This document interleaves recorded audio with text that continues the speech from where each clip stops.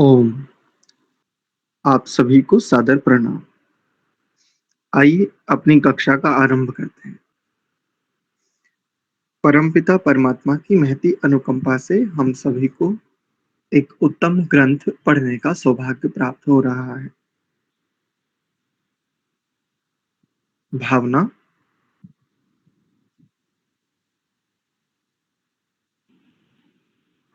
हे भद्र स्वरूप, सदैव भद्रता प्रदान कर हम सभी को भी विशुद्ध भद्रता में अवस्थित होने के लिए सर्व साधन, सामर्थ्य, स्थितियां, सहयोग आदि निरंतर प्रदान करने वाले परम देव, परम पुरोहित, परम पिता परमात्मा। मंत्र पाठ।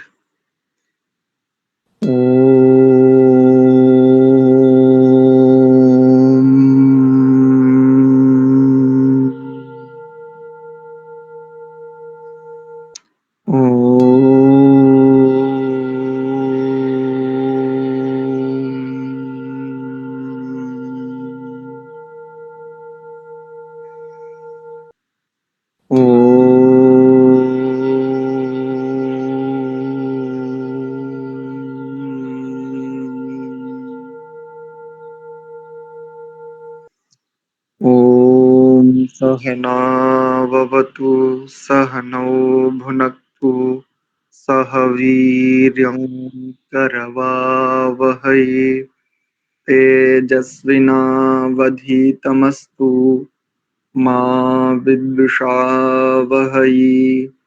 ॐ शान्ति शान्ति शान्तिः। ओम। आप सभी का पुनश्च हार्दिक स्वागत एवं अभिनंदन संस्कार विधि स्वाध्याय की इस कक्षा में। हम पिछले दिनों ईश्वर की स्तुति, प्रार्थना, उपासना अर्थात जप, अर्थ का चिंतन, तदनुरूप भावना, जिसको हम भगवान, भक्त और उसकी भक्ति इस नाम से भी हम जानते। अन्य भी नाम हो सकते हैं, उपास्य, उपासक, उपासना, अन्य बहुत सारे नाम हो सकते हैं। प्रायः समाज इसको लेकर के भी दिग्भ्रमित हो जाता है कि भक्ति करें, उपासना करें, जप करें, चिंतन करें, भावना करें, क्या करें? अथवा कुछ लोग इसको योग नाम से भी कहते हैं। ये सभी, ये जितने शब्द हमने इस समय उच्चारित किए और अन्य जो भी प्रचलन में, अन्य अन्य परंपराओं में भी भेद नहीं है। बस इतना ही भेद है कि बुद्धियों ने ठीक नहीं समझा। शास्त्र में एक बात आती है कि विद्वान लोग परमात्मा को भिन्न भिन्न नामों से जानते हैं। बस ये भी ऐसे ही है। आप उपासना कहें, आप भक्ति कहें, आप जप, अर्थ चिंतन पूर्वक भावना कहें, आप पूजा कहें, सत्कार कहें, इनमें कोई विशेष अंतर नहीं। आइए, सु अस्ति कल्याण कारक है जो, ऐसे वचनों का कथन जो कल्याणकारक हैं, जो स्वयं कल्याण स्वरूप हैं और उनका जो वाचन पूर्वक, अर्थ ग्रहण पूर्वक जीवन में धारण करता है, उनको भी कल्याण प्रदान करने वाले हैं, जो उसे कहते हैं स्वस्ति। अथ अब आरंभ करते हैं, अब कहते हैं, अब अधिकार पूर्वक वाचन करते हैं स्वस्ति वाचनम, स्वस्ति वाचन का। मंत्र स्वयं में कल्याण स्वरूप ही है।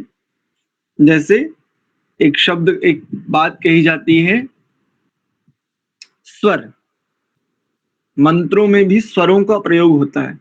स्वर की एक परिभाषा आप सब लोग जानते हैं, स्वयं राजन्ते इति स्वराः, जो स्वयं से स्वयं को प्रकट करने का सामर्थ्य जिनका स्वयं का होता है, उन्हें स्वर कहते हैं। तो ठीक ऐसे ही मंत्र अपने आप में भी भद्र स्वरूप ही हैं और अन्यों को भी भद्रता प्रदान करने वाले हैं।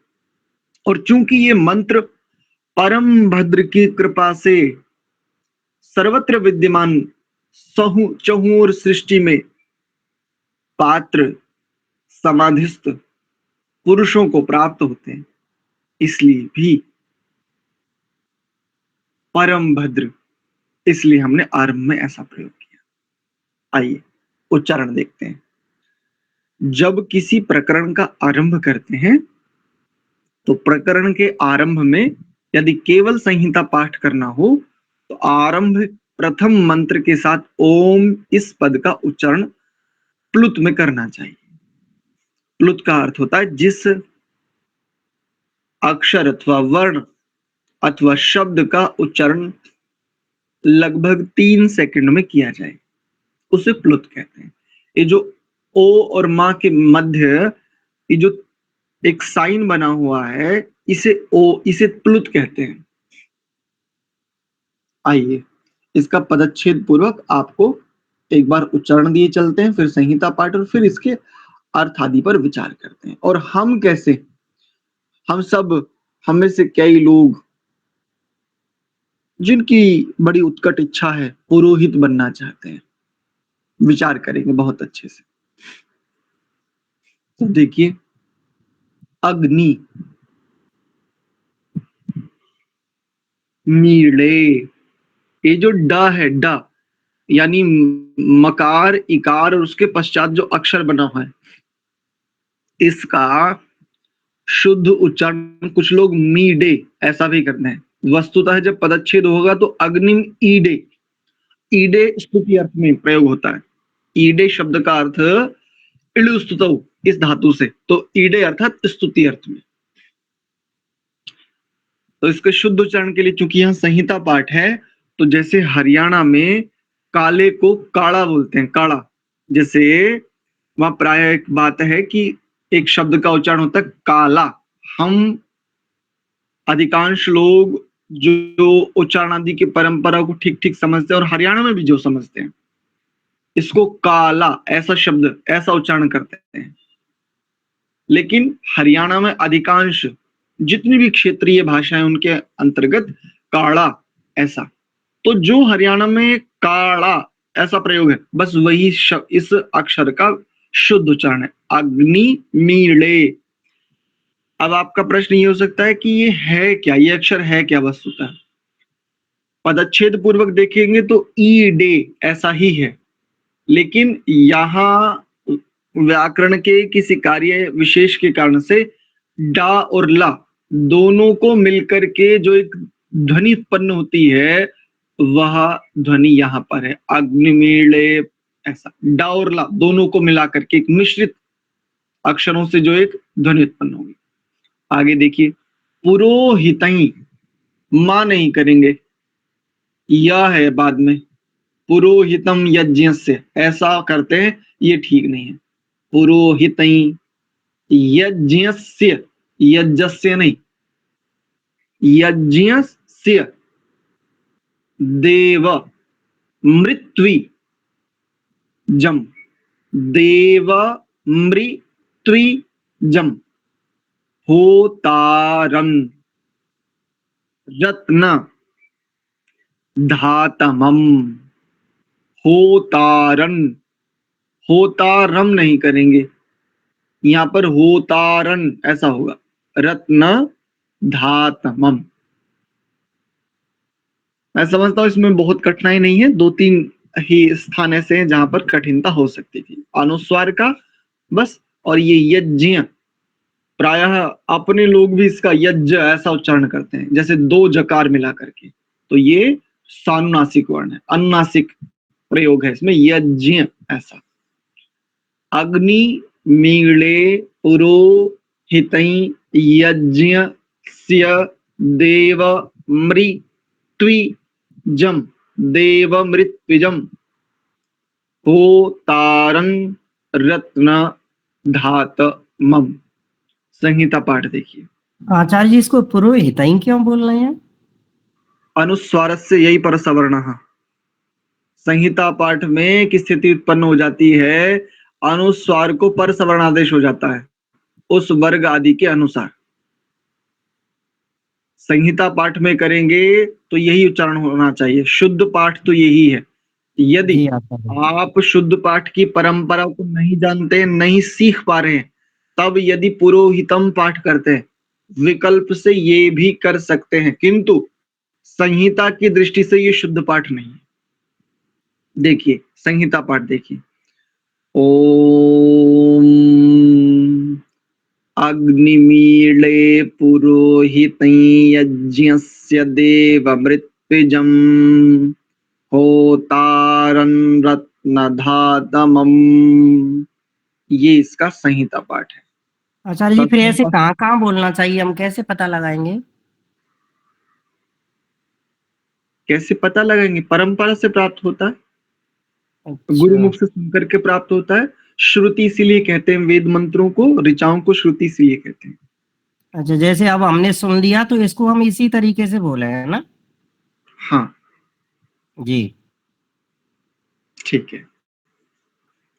एक बार इसका सस्वर पाठ भी आपको तनिक बस संकेत मात्र कर रहे हैं, उलझे ना इसमें। सस्वर पाठ थोड़ा सा गुरुमुख से सुनने और बार बार सीखने अभ्यास आदि के बाद आता है। ओम अग्निमीळे पुरोहितै यज्ञस्येवमृत्विजं होतारं रत्नधातमम्। ऐसा भी इसका सस्वर पाठ होता है, तो आप संहिता पाठ ही रखें, ठीक है। हाँ तो सभी मिलकर के एक बार इसका संहिता पाठ करेंगे जी।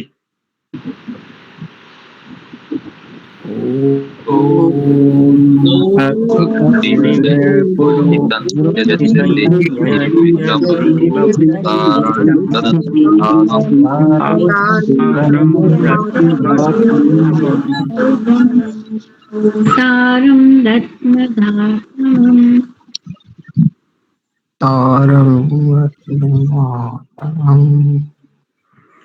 बहुत सुंदर, बहुत अच्छा प्रयास। बहुत इसमें कोई कठिनाई नहीं है। 2-3 स्थानों पर जहां कठिनाई हो सकती थी उसके लिए हमने आपको संकेत भी किया।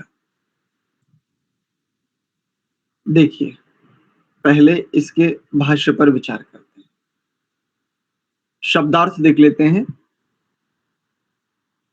पुरोहितम, पुरः हितम। पुरा कहते हैं पूर्व और हित कहते हैं विद्यमानता को, उपस्थिति को। पुरोहित ऐसा शब्द हमें दिखता है, तो पुरोहित शब्द का एक अर्थ कर दिया जाता है कि जो दूसरों का हित करने वाला। ऐसा है कि सामान्य लोक में कथन मिलता है, लोक में मिलता है कि जो दूसरों का पूरा हित करने वाले होते हैं उनसे पुरोहित कहते हैं। पुरः हितम इति पुरोहितम, ऐसा। सृष्टि के उपस्थिति से पूर्व भी जो विद्यमान था उसे कहते हैं पुरोहित। सृष्टि अर्थात प्रकृति के विकृति रूप में आने से पूर्व भी जो विद्यमान था, जिसके लिए तम आसीत हमने हिरण्यगर्भ वाले मंत्र में भी देखा था, और तम आसीत गूढ़मग्रे ऐसे करके एक मंत्र आता है, उसमें भी इसका बहुत अच्छे से हमें संदर्भ प्राप्त होता है। तो सृष्टि अर्थात मूल तत्वों से, प्रकृति की साम्यावस्था, प्रकृति की साम्यावस्था नहीं, प्रकृति किसे कहते हैं? 3 गुणों की साम्यावस्था। इसके उपरांत जो महातत्व आदि उस जो सृष्टि प्रक्रिया होती, इससे उपस्थिति से पूर्व भी जो विद्यमान था, उसे कहते हैं पुरोहित। यज्ञ से, यज्ञ का, कौन से यज्ञ का? तो यही सृष्टि रचना, सृष्टि की जो रचना है ये एक यज्ञ है। इस यज्ञ का देवम, जो देव है, प्रकाशक है, प्रकाशक अर्थात उसको प्रकट करने वाला है, उसको व्यवस्थाओं में लेकर के आने वाला है। और आगे देखो, ऋत्विजम, देवम ऋत्विजम, ऐसा पदच्छेद होगा। ऋत्विज किसको कहते हैं? तो एक शब्द आपने सुना होगा ऋत्विक, और ऋत्विक ऋग्वेद के अनुसार यज्ञ आदि कराने वाले को कहा जाता है ना? 4 पदवी होती ना, ऋत्विक, होता इत्यादि, अथवा यज्ञ आदि कर्म कराने वाले की भी ऋत्विक संज्ञा है, ऐसा भी हम देखते हैं। किंतु यहाँ पर ऋत्विजम ऐसा शब्द है, तो ऋत्विजम किसको कहते हैं, ऋत्विज किसको कहते हैं? तो देखो, ऋतुओं में भिन्न भिन्न ऋतुएं, प्रत्येक 2 माह में एक ऋतु बदल जाती है, और प्रत्येक ऋतु में जो परमात्मा उपासनीय है, उपासना करने के योग्य है, हर ऋतु में जो अपनी विशिष्टता के कारण से उपासनीय है, उपासना करने के योग्य है, उसे ऋत्विज शब्द से कहा जाता है। होतारम, होता, एक शब्द आपने सुना होता, तो होतारम शब्द भी बिल्कुल सृष्टि यज्ञ के होता, अर्थात सृष्टि के निमित्त कारण की, सृष्टि का निमित्त कारण। तो देखो, मुख्य रूप से जब कारण कार्य पर चर्चा करते हैं, विचार करते हैं, तो कुछ कारण बताए जाते हैं, कुछ कारण कहे जाते हैं। जैसे एक होता है उपादान कारण, जिसको मूल कारण भी कह देते हैं, जिसके बनाने से कुछ बने, उसे कहते हैं उपादान कारण। एक होता है साधारण कारण और एक होता है निमित्त कारण। निमित्त कारण जिसके द्वारा बनाया जाता है, जिसके द्वारा बनाया जाता है उसे कहते हैं निमित्त कारण, ये कोई चेतन होना चाहिए। और जिससे बनाया जाता है ये रॉ मटेरियल, जिस वस्तु से कुछ बनाया जाता है, जैसे उदाहरण के लिए लौह एक धातु है जिसे लोहा कहते हो, लोहे नामक धातु से जो अन्य अन्य वस्तुएं बनाई जाती हैं, तो लोहे को अन्य वस्तुओं का उपादान कारण कहेंगे। जिस मनुष्य आदि के द्वारा, जिस बुद्धिमान प्राणी के द्वारा बनाया जाए, इस बुद्धिमान प्राणी को निमित्त कारण कहेंगे। और जिन मशीनों, उपकरणों, टेम्परेचर यानी ताप आदि की सहायता से लोहे से इसको वह आकार आदि दिया जा रहा है, उन्हें साधारण कारण कहेंगे। आशा करता हूं आपको ये बात समझ में आई होगी। ऐसे सृष्टि के निमित्त कारण की, तो जो उस कार्य का, किसी कार्य का जो निमित्त कारण होता है, जिसके निर्देशन में वह कार्य संपन्न होता है, उसे कहते हैं होता। तो यज्ञ में आप जो अग्निहोत्र आदि करते हैं, उसमें भी होता एक पदवी होती है। तो जिसकी उपस्थिति में, जिसके निमित्त से, जिसके निर्देशन में वह कार्य सुसंपन्न होता है, उसे होता शब्द से कहा जाता है। और आगे देखो क्या है, रत्न धातमम, जो रत्नों का धारक है। कैसे रत्नों का? तो हम लोग देखो रत्न के रूप में क्या समझते हैं, कोई बताएं? रत्न किसे कहते हैं, एक बार कोई भी बताएं। आभूषण वगैरह जी, जो ज्यादा ही कीमती हो। और और मूंगे हीरे पन्ने जो खजानों में निकलते हैं वो रत्न कहलाए जाते हैं।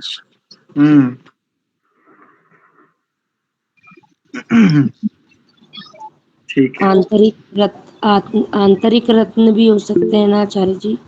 बिल्कुल। अक्षर अक्षर भी कहते हैं जी, वर्णोच्चारण में अक्षर को भी। हाँ अच्छा, अक्षर को भी रत्न कहते हैं। हाँ ठीक। संतानों को भी रत्न कहा जाता है ना? हाँ, संतानों को भी रत्न कहा है, बिल्कुल। तो देखो, मैंने आपसे क्यों पूछा, यद्यपि मैं स्वयं भी उत्तर दे सकता था। सोमाराम जी, हाँ सोमाराम जी बताइए। रत्न मतलब शोभा। ठीक। यद्यपि इसका भी, इस शब्द का उत्तर भी मैं स्वयं दे सकता था, किंतु बस मैं यहाँ पर आपको एक संकेत ये देना चाहता था, जहां प्रकरण जिसका हो ना वहां पर उस में देखा हूँ ये। हाँ मतलब रौनक। ठीक है। हाँ जी ठीक। तो जहां जिसका प्रकरण हो वहां उस शब्द से वही अर्थ लेना चाहिए। यहां पर देखो, पुरोहित संज्ञा किसकी है? पुराहितम, सृष्टि के उपस्थित होने से पूर्व भी जो विद्यमान था उसकी पुरोहित संज्ञा। और यज्ञस्य, यज्ञ के, देवम प्रकाशक। यहां पर देखो विषय क्या है? सृष्टि रचना, सृष्टि का प्रकटीकरण। और इस प्रकटीकरण का जो होता है, जो पुरोहित है ऐसा। और रत्न धातमम, रत्नों का धारक है। और सृष्टि किसे कहते हैं? तो ये संपूर्ण ग्रह उपग्रह, संपूर्ण ब्रह्मांड, इसे कहते हैं रत्न। ईश्वर की दृष्टि से, या यूं कहें हमारी भी व्यापक दृष्टि से जब हम विचार करेंगे तो ग्रह उपग्रह, ये समूची आकाश गंगाएं, गैलेक्सियां, ये समूचा जो संसार जगत है, इसको दूसरे शब्दों में कहें तो ये पूरा का पूरा जो स्थूल जगत है,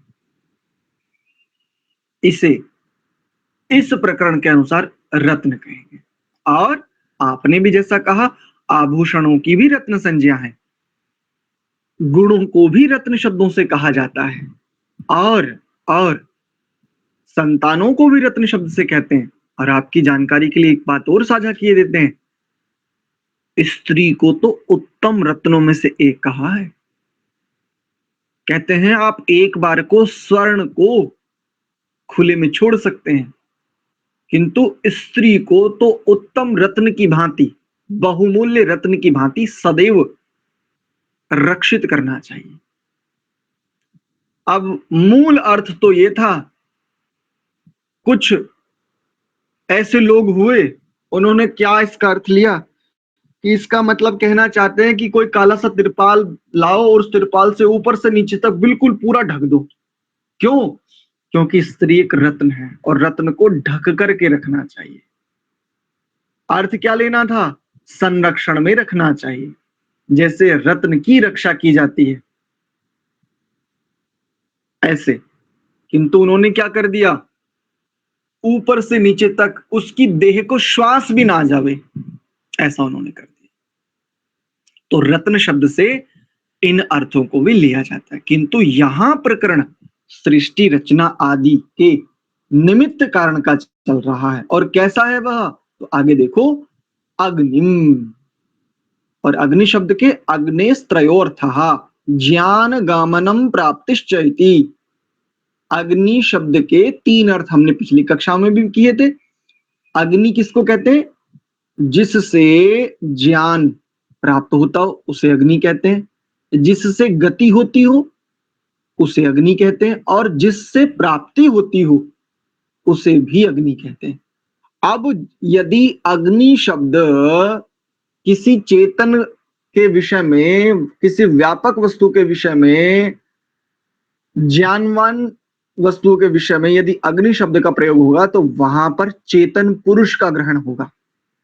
अल्पज्ञ आदि यदि वहां विशेषण होंगे तो जिसको हम आत्मा, एकदेशी, अल्पज्ञ, जिसको जीव शब्द से भी कहते हैं, इसका ग्रहण हो जाएगा। और यदि सर्वज्ञ, सर्वव्यापक आदि विशेषण होंगे तो सर्वज्ञ पुरुष का ग्रहण हो जाएगा।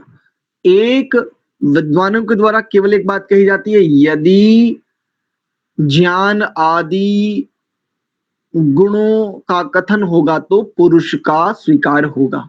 अब पुरुष में भी ये भेद किया जाता है फिर कि यदि अल्पज्ञ एकदेशी आदि स्थितियां हैं तो आत्मा का अर्थात जिसे जीव भी कहते हैं, और सर्वज्ञ आदि स्थितियां हैं तो सर्वज्ञ पुरुष का ग्रहण होगा।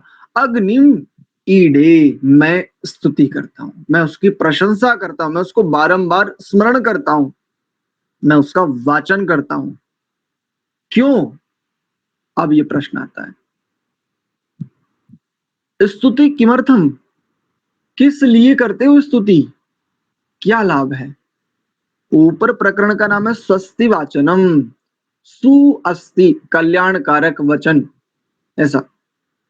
तो यहां से देखो आपको कितने सारे विज्ञान, कितना सारा स्पष्टीकरण आपको मिलता है, जिसको आप कहते हैं कि सृष्टि रचना आदि कैसे हो हमें नहीं पता चल पाता, दर्शन आदि ये कहां से, तो मूल मिल जाता। देखो जैसे कहते हैं ना, संसार में जितनी विद्याएं प्रचलित हैं उनका मूल, उनका बीज वेदों में मिल जाता है। तो सृष्टि रचना का जो प्रकरण है, सृष्टि कैसे रची जाती है, कौन स्वामी है, क्या स्थितियां, इन सब को जानने के लिए देखो कितना सुंदर। और अब जैसे परमात्मा पुरोहित है वैसे ही आप देखो वहां पर आते हैं जहां पर आप अवस्थित रहते हैं, प्रायः पुरहितम, सृष्टि के उपस्थित होने से पूर्व भी जो विद्यमान था। तो जो पुरोहित, ये जो यज्ञ आदि कराने वाले होते हैं, जो संस्कार कराने वाले होते हैं, इन संस्कारों के कराने वाले की भी पुरोहित संज्ञा है। तो ये कब उपस्थित होता है? संस्कार से पूर्व उपस्थित होता है तो संस्कार के पश्चात? उत्तर दो।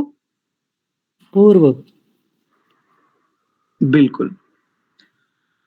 इसलिए जैसे परमात्मा पुरोहित है, ऐसे ही इस मनुष्य की भी पुरोहित संज्ञा इस रूप में की जाती है। क्योंकि आगे देखो, यज्ञ से पूर्व, उस यज्ञ का, कौन से यज्ञ का? जिस संस्कार के निमित्त से यह पुरोहित उपस्थित हुआ है। और कैसा है यह, कैसा होना चाहिए? देवम, उसका प्रकाशक होना चाहिए, उसको प्रकाशित करने वाला होना चाहिए। इसकी योग्यता ऐसी होनी चाहिए कि उसको वो प्रकाशित कर सके, ऐसा। अब प्रकाशित करने का तात्पर्य क्या है? बढ़ाने वाला, सुसंपन्न कराने वाला, ठीक ठीक व्यवस्थाओं से उसको बढ़ाने वाला, उसमें रुचि उत्पन्न कर देने वाला, उसमें श्रद्धा को जगा देने वाला, उसमें व्यक्ति को दुखों आदि से हटाते हुए शांति आदि के समीप ले जाने वाला, इसे कहते हैं देव। अर्थात अब यदि सारी बातें समझ में ना आए तो अर्थात जो दिव्य गुण युक्त है, और दिव्यता अपने आप में कैसी होती है? दुखों की नाशक ही होती है, जिसकी समीपता से दोष निर्मल हो जाते हैं, उसे कहते हैं देव। और ऋत्विजम, तो ऋत्विक संज्ञा किसकी है? तो जैसा हमने कहा, प्रत्येक 2 माह की एक ऋतु होती है अपने भारतवर्ष में, हमारे यहाँ 6 ऋतुएं स्वीकार की जाती हैं। तो प्रत्येक ऋतु में जो परमात्मा अलग अलग व्यवस्थाओं को उत्पन्न करते हैं, ऐसे ऋत्विज जो उपासना के योग्य हैं, केवल मात्र उपासना किसको कहते हैं? तो देखो, जहां किसी यज्ञ में यदि 2 हो पुरोहित, यदि 3 हो, तो उनको ऋत्विक शब्द से भी कहा जाता है। जहां पर यदि 2 अथवा 2 से अधिक, जैसे ऐसे कहेंगे, एक पुरोहित है, एक विद्वान है और एक सन्यासी है, तो यहां पर ऋत्विक संज्ञा इस रूप में भी मानी जाती है। आगे पढ़ेंगे, आगे हम देखेंगे, इसी संस्कार विधि में आगे आएंगे ये विषय, तो वहां पर हम और गंभीरता से इस पर विचार करेंगे। तो ऐसे ऋत्विक अर्थात ऋत्विज कैसा है वह? उपासनीय, उपासना करने योग्य। पूजा, सत्कार, पूजनम नाम सत्कार, सबकी की जा सकती है। संसार के कण कण की पूजा की जा सकती है। संसार के कण कण की, समस्त संसार की पूजा की जा सकती है यदि सामर्थ्य है तो। किंतु हम कितना कर पाते हैं? जितना मेरे अधिकार क्षेत्र में आता है और जितने से मेरा जीवन चल जाता है। अब पूजा किसे कहते हैं? तो सत्कार को कहते हैं। अब ये प्रश्न आएगा, सत्कार किसे कहते हैं? तो जैसे पीछे हमने एक विषय देखा था, निष्क्रमण संस्कार में एक आपत्ति उठाई थी कि जड़ छुरे को नमस्कार करते हैं ये लोग और मूर्ति को सर झुकाने से डरते हैं, इन्हें घबराहट होती। तो यहाँ पर सत्कार का क्या अर्थ होता है? यथायोग्य व्यवहार। जिस वस्तु पदार्थ से जो उपकार लिया जाता है उसे यथायोग्य व्यवहार कहते हैं। उदाहरण के लिए एक छोटा सा उदाहरण देकर आगे चलते हैं। उदाहरण के लिए यदि किसी के पास 1 एकड़ कृषि की भूमि है, इस 1 एकड़ कृषि भूमि को यदि वो पूजता है, उसका सत्कार करता है, तो किस रूप में? क्या प्रतिदिन वहां पर एक थाली में कुछ नैवेद्य, कुछ दीप प्रज्वलित आदि कर उसको वहां जाकर के ऐसे कि कुछ गुनगुनाता है, कुछ ऐसे थाली से जैसे उसकी ऐसे शोभा बढ़ाई जाती है, जिसको आरती करना भी कहते हैं, कुछ ऐसा करता है? क्या इसे पूजा कहते हैं? क्या ये सत्कार है? अथवा उस खेत के चहुं और वो सिंदूर आदि लेकर के उसको ऐसे चिन्हित करता है, जैसे टीका लगाते हैं माथे पर, तिलक लगाते हैं, क्या इसे पूजा कहते हैं? ना, पूजा कहते हैं सत्कार को। सत्कार किसे कहते हैं? अपनी कृषि भूमि को जिस परंपरा में, जिस स्थिति में मुझे प्राप्त है, कम से कम मैं यदि इस भूमि को इससे उत्तम स्थिति में ना ले जा सकूं तो ध्यान रखिए, बहुत बड़ी बात कहने जा रहा हूं, मैं कम से कम जैसी मुझे प्राप्त है वैसी तो मैं इसको रखूं ही रखूं। आज अनेकों प्रकार के रासायनिक, अनेकों प्रकार के पेस्टिसाइड्स और ना जाने क्या क्या। हम वास्तव में हम पुरोहित नहीं हो सकते। पुरोहित का तात्पर्य केवल यही नहीं कि जो यज्ञ का करने वाला, किसान सबसे बड़ा पुरोहित कहा जाता है। अन्नदाता कहते हैं किसान को। किसान से बड़ा पुरोहित संसार में दूसरा कोई नहीं मिलता, क्योंकि अन्न ना हो तो प्राणों का पोषण नहीं होता, और प्राण जीवन का आधार है। तो पुरोहित किसान की भी संज्ञा, और वास्तव में देखें तो किसान की ही पुरोहित संज्ञा है, ठीक ठीक अर्थों में देखें तो, क्योंकि ये मुख्य कर्म का करने हारा है। इसीलिए किसान को प्रजापति शब्द से भी कहा जाता है। प्रजापते न त्वदेतान्यन्यो, हमने पीछे विचार भी किया था। तो प्रजापति किसान को इसीलिए कहते हैं क्योंकि यह प्रजा का पालन करने वाला होता है, प्रजा का रक्षक है, प्रजा का स्वामी है। क्यों? क्योंकि इसके परिश्रम से, इसके उद्यम से समस्त प्रजा का पालन पोषण रक्षण संवर्धन होता है, इसलिए। और कैसा है वह? होतारम, होता है, उस यज्ञ के को संपन्न कराने हारा है, रत्नों को धारण किए हुए। कैसे रत्नों को? उन सभी जिस पर हमने अभी विचार किया, पृथ्वी, चंद्रमा, सूर्य, बृहस्पति आदि। आप एक सिद्धांत पढ़ते हैं गुरुत्वाकर्षण, एक मुख्य बहुत छोटी सी बात कहता हूं बस, केवल आपको बहुत अच्छे से समझ में आएगा। गुरुत्वाकर्षण, गुरु, गुरुतर और गुरुतम, ऐसा। और यहां पर शब्द है गुरुत्व आकर्षण। इन शब्दों को पदच्छेद करें तो गुरुत्व आकर्षण, जो बड़ा है वह खींचता है छोटे को अपनी ओर, ऐसा। आप जानते हैं ये जो हमारी, ये जो जिस पृथ्वी पर हम विद्यमान हैं, इसके जो नवग्रह कहे जाते हैं, ये नवग्रह जानते हो कैसे स्थिर है, किसके आश्रय से स्थिर है? किसी को है? यदि है तो शीघ्रता से कहो। ये गति कर रहे हैं, किंतु एक नियम में गति कर रहे हैं। ये किसके आश्रय से गति कर रहे हैं? एक ही नियम में। किसी को पता है? ईश्वर के। गुरुत्वाकर्षण है, एक दूसरे आपस में खींचे। ठीक है। ईश्वर के तो नियम में, ईश्वर के तो व्यवस्था में गति कर रहे हैं, ईश्वर नहीं चला रहे हैं, ध्यान रखिए। चलो बताते हैं। बृहस्पति नामक एक ग्रह है, जो बृहस्पति ग्रह है उसके अनुशासन में, क्योंकि सबसे बड़ा ग्रह बृहस्पति को कहा जाता है, और बृहस्पति ग्रह के कारण से ये सारे ग्रह स्थिर हैं उस नियम में। कौन सा? जो ये नो के नो अपनी परिधियों पर घूमते हैं, एक दूसरे के चारों ओर घूमते हैं, किंतु कभी भी जिस अनुशासन में इनको बांध दिया गया है उस अनुशासन का उल्लंघन नहीं करते। अब प्रश्न ये आएगा, फिर ये बृहस्पति किसके अनुशासन में? तो फिर ऐसे ही उस गैलेक्सी की, उस आकाशगंगा की, इस प्रकार से अनंत तक चले जाइए, हम गणना भी नहीं कर सकते, इतने तक जा सकते हैं। तो गुरु अर्थात बड़ा, तो बृहस्पति को बड़ा इसलिए भी कहा जाता है। और देखो, आप जब संध्या करते हैं तो संध्या में ऊर्ध्वाधि बृहस्पतिरधिपति श्वित्रो रक्षिता, ये मंत्र का पाठ करते हैं।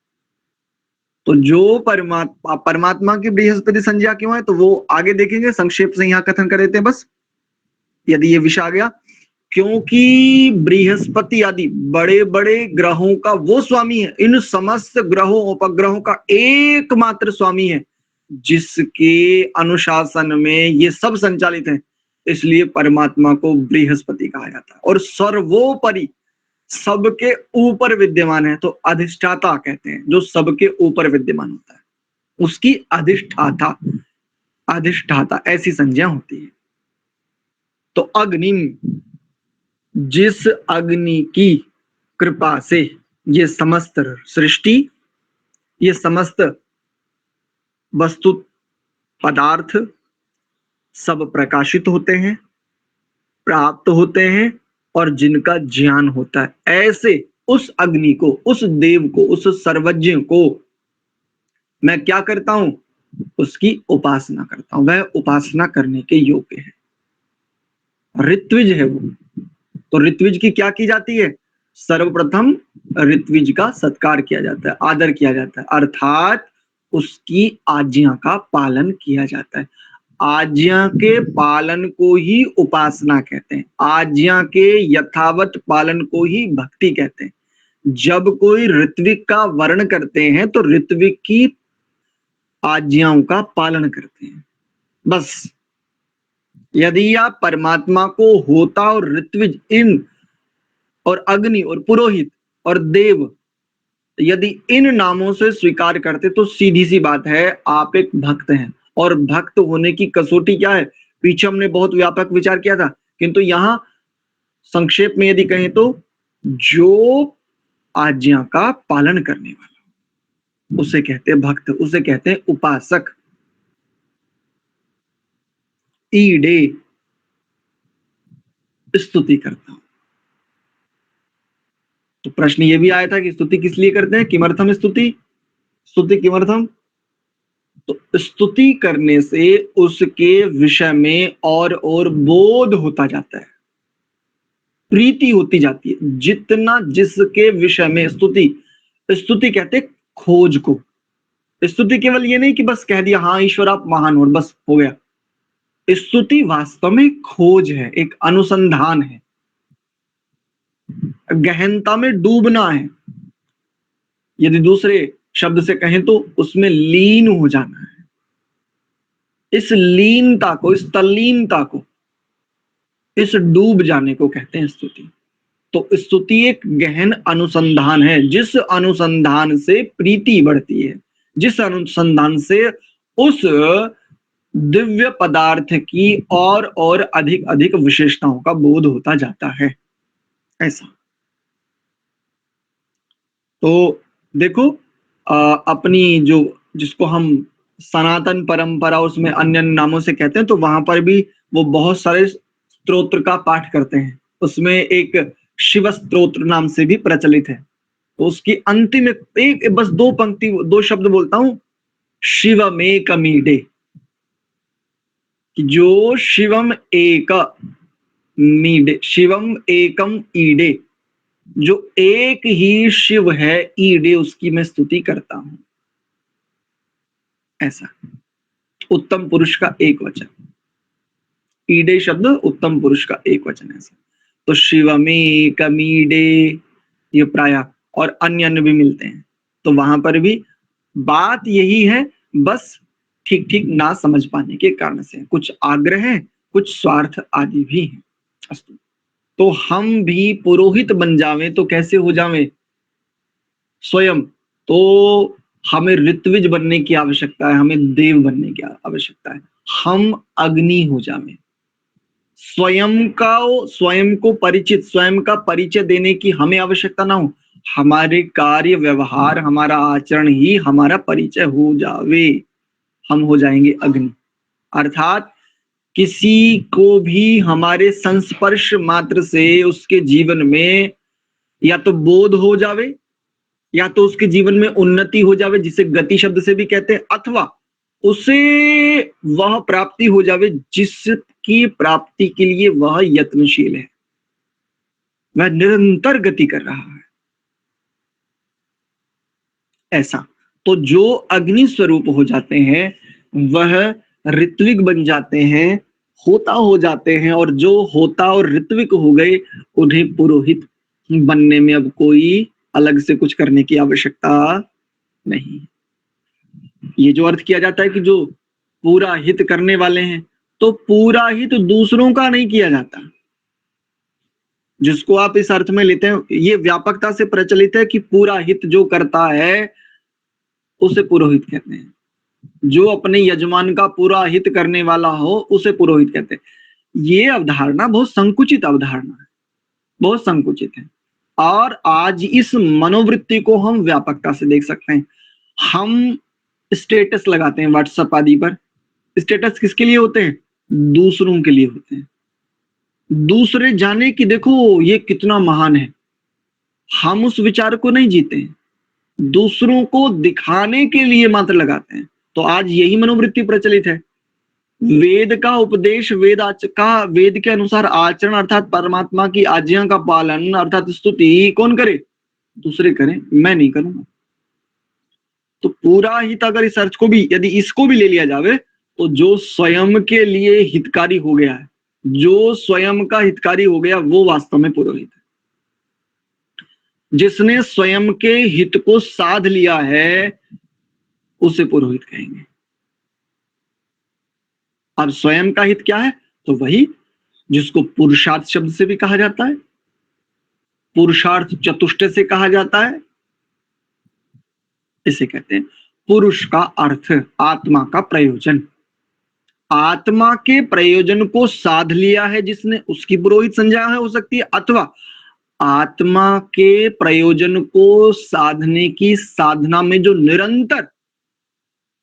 निरंतर प्रयत्नशील है उसे भी पुरोहित कह सकते हैं। और जैसा ऋषि अर्थ करते हैं उसके आधार पर एक सरल अर्थ बताते हैं और फिर विराम की ओर चलते हैं कक्षा को लेकर। जो निष्कपट, जितेंद्रिय, निर्लोभी, वेद विद्या के चाहने वाले, वेद विद्या को जनमानस तक पहुंचाने वाले, वहां पर वो शब्द प्रयोग करते हैं वेद विद्या के बढ़ाने वाले, ऐसे निर्लोभी, जितेंद्रिय, परोपकारी, और एक शब्द का प्रयोग करते हैं धर्मात्मा, ऐसे पुरुष की पुरोहित संज्ञा है। कि पुरोहित कौन हुए? तो ये 3-4 कसौटियां बता दी। एक तो वो जितेंद्रिय होना चाहिए, इंद्रियों को जिसने जीत लिया है, इंद्रियों पर जिसका अधिकार स्थापित हो गया है, मन आदि को जिसने अपने वश में कर लिया है, ये ऐसा। और क्या कहते हैं? जो निर्लोभी हो, लोभ से कार्य कराने वाला ना हो, कर्तव्य पालन। प्रभु ने मुझे यह ड्यूटी दी है, ये मेरे लिए प्रभु ने इस जीवन में मुझे यह जॉब सौंपी है, ये मेरा कर्तव्य है, ये मेरे जीवन की भूमिका है, ऐसा सोच करके। और ये विचार करना, इस विचार में स्थित हो जाना कोई बहुत कठिन कार्य नहीं है, क्योंकि क्योंकि एक बात कहता हूं, यदि हम ऐसा करते हैं तो जहां भी यज्ञ आदि कर्म अथवा संस्कार कराने हम जाएंगे, यदि हम पुरोहित हैं तो सत्कार तो होना आवश्यक है ही, क्योंकि पुरोहित ऋत्विक की संज्ञा में आता है। ये होता इस उसको कहते हैं जिसके निर्देशन आदि में ये कार्य संपन्न होते हैं। इसका सत्कार किए बिना यज्ञ हो ही नहीं सकता। संस्कार की पूर्णता होती ही तब है जब ऋत्विक का, जब पुरोहित का, जब होता का, जब इस अग्नि का यथा योग्य सत्कार किया जाए। हाँ, अपने लोगों के विषय में कथन किए देता हूं। एक बार मैं और एक आचार्य थे हमारे, एक अपने ही वैदिक सिद्धांतों से सुपरिचित परिवार था पूरा, और वो युवक सरकारी विभाग में शिक्षक की पद पर थे। तो उनका संस्कार यानी विवाह संस्कार कराना था। तो मैं और एक आचार्य जी हम दोनों वहां गए और हम लोग कार लेकर के गए थे। जहां से हम गए थे तो वहां तक लगभग हमने मुझे जहां तक ध्यान है लगभग 1,000 रुपए के आसपास का हमने पेट्रोल डलवाया। हम 2 लोग गए थे। तो जब विवाह संस्कार में बड़ी स्थितियां होती है, जो पुरोहित जाते हैं इनकी बड़ी बड़ी दुर्गति होती है वास्तव में। अनावश्यक रूप से इनको जागना पड़ता है, और जब सब सोए रहते हैं, जब सब ऊँग रहे होते तब इसे बेचारे को परिश्रम करना पड़ता है। कई स्थानों पर तो मैंने बहुत, जब भी कहीं संस्कार करवाने गए, कई स्थानों पर तो शुद्धि आदि झाड़ू लगा करके स्वयं बिछाना होता, सब कुछ स्वयं करना होता है। बस उनसे इतना पूछना होता है, भैया बस ये बता दो कि सामान कहाँ रखा है। पात्र तक नहीं ला करके देते लोग। लड़कियां स्त्रियां प्रायः वो अपने श्रृंगार और इन सबको बस इसी में लगी रहती है। संस्कार का मुख्य प्रयोजन क्या है, उन्हें इससे कोई लेना देना नहीं है, बस ऐसा। तो जब विवाह संस्कार पूरा हुआ तो प्रातः काल के आसपास की बात है। तो जब हम चलने लगे तो उन्होंने हमें 501 रुपए दोनों को दक्षिणा में दिए। मैं चूंकि मुझे बिल्कुल अच्छा नहीं लगा, मैंने आचार्य जी से कहा, मैंने कहा आचार्य जी 1,000 रुपए के आसपास का तो हमने पेट्रोल खर्च किया है, रात भर हम दोनों जागे हैं और परिश्रम तो किया ही है। कम से कम पारिश्रमिक दृष्टि से भी यदि देखें तो आचार्य जी कम से कम इतना तो देना चाहिए ना जितना कार में पेट्रोल खर्च हुआ है। तो कुछ लोग इस रूप में भी दक्षिणा अर्थात सत्कार समझ लेते हैं। ये ध्यान रखो, कौन कहां से आया, कितनी दूर से गति कर आया है, क्या स्थितियां, उसने हमारे लिए कितना परिश्रम किया, हमारे एक आह्वान पर उपस्थित हुआ। पिछले दिनों ऑपरेशन आदि चल रहे थे निरंतर गुड़गांव में। ऐसे कई सारे परिवार है जहां यज्ञ आदि के लिए प्रायः मुझे बुलाया जाता है। तो एक परिवार ने कहा आचार्य जी आप ही को कराना है, बिटिया आई हो, जब जब उनकी बिटिया आती है उनके यहाँ तो वो यज्ञ कराते हैं। नवरात्रे हो, कुछ भी इस प्रकार का कुछ आरंभ होता तो वो यज्ञ कराते हैं। तो मैंने कहा जी ऐसी ऐसी बात है और अभी तो मैं यात्रा आदि करने में असमर्थ हूँ। तो उन्होंने कहा चाहे कैसे भी हो आपको आना पड़ेगा। मैं, कष्ट था, सब कुछ था, लेकिन मैं गया वहां, और वहां जाकर के उन्होंने जो मुझे दक्षिणा के रूप में दिया वो उतना ही था जितना मैंने वहां आवागमन में खर्च किया था। ये पर्याप्त नहीं है स्पष्टता से। यदि अपने लोग नहीं कहते हैं तो समस्त गृहस्थियों को जो अपने अपने यहाँ संस्कार आदि के लिए पुरोहितों को बुलाते हैं, ये विचार कीजिए, आपका कर्तव्य है, ये आपका धर्म है। आप यदि यथायोग्य सत्कार नहीं करते तो ध्यान रखिए, आपको ये लगा कि आपने थोड़े पैसे बचा लिए, लेकिन आपके बहुत बड़े पुण्य कर्माशय को वो लेकर के चला जाएगा। इसलिए यदि आपने जो यज्ञादि शुभ कर्म किया संस्कार के रूप में, यदि इसके और अपने पुण्य कर्माशय को संचित और रक्षित करना चाहते हो तो उस पुरोहित को, उस ऋत्विक को, उस होता को यथा योग्य सत्कार करके भेजो। यह अत्यंत आवश्यक है। अस्तु, आज के विषय को इतना ही रखते हैं। किन्हीं का कोई प्रश्न? अच्छा, कनिका इसका एक वाक्य में अर्थ, मैं यज्ञ के आरंभ में इस महान सृष्टि यज्ञ के नेतृत्वकर्ता विधाता और उसके धारण करने वाले स्वप्रकाश स्वरूप प्रभु की स्तुति करता हूं। ये इसका एक पंक्ति में अर्थ है। ठीक है कनिका? आचार्य जी रिपीट कर दीजिए। मैं यज्ञ के आरंभ में इस महान सृष्टि यज्ञ के नेतृत्वकर्ता, विधाता और उसके धारण करने वाले स्वप्रकाश स्वरूप प्रभु की स्तुति करता हूँ, विद्वान की स्तुति करता हूँ, पुरोहित की स्तुति करता हूँ, होता की स्तुति करता हूँ, ऋत्विक की स्तुति करता हूँ, अग्नि की अर्थात ज्ञान स्वरूप की स्तुति करता हूँ। ठीक है। आचार्य जी, नेतृत्व करता विधाता उसके बाद छूट गया। धारण करता, धारक और स्वप्रकाश स्वरूप। प्रभु, प्रभु शब्द से परमपिता परमात्मा, विद्वान, देव, ऋषि, महर्षि, मुनि, सन्यासी, पात्र, इन सब का ग्रहण हो जाएगा। पात्र उपासक का भी ग्रहण हो जाएगा। यदि उत्तम उपासक है, योग्यता कम है भले, किंतु उपासक उत्तम है, उसको भी आप अग्नि स्वरूप, उसको भी आप स्तुति रूप में ग्रहण कर सकते हो, क्योंकि इसका आचरण दिव्य है। ठीक, ठीक है जी। जी आचार्य जी। ठीक, चलिए एक बार प्रणव का उच्चारण और कक्षा को विराम।